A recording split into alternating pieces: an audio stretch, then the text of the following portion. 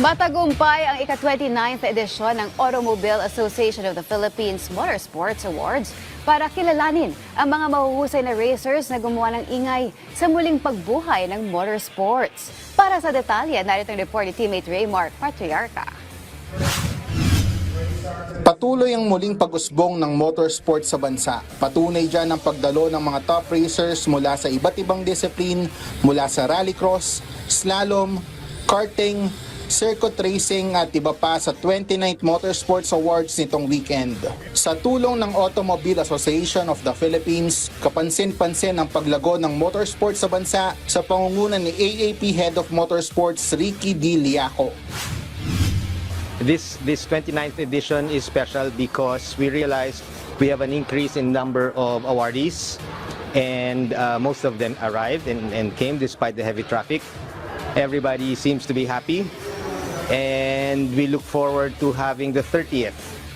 Kasama sa ginawaran ng parangal ay si Louie Camacho, na kinilalang 2024 Driver of the Year para sa rallycross at rally racing.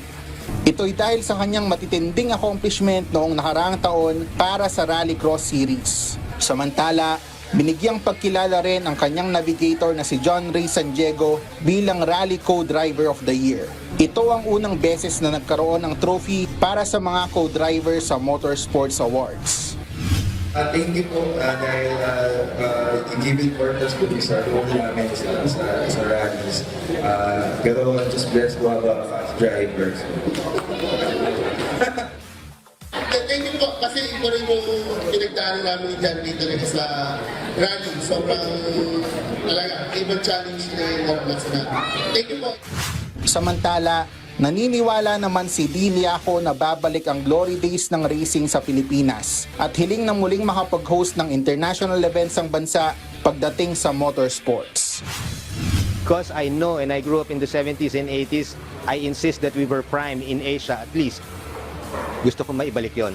With my experience, with my races overseas as an official, I know and I can see what is needed. Balak ko ibalik yung dating panahon na makaka-host tayo ng mga international races.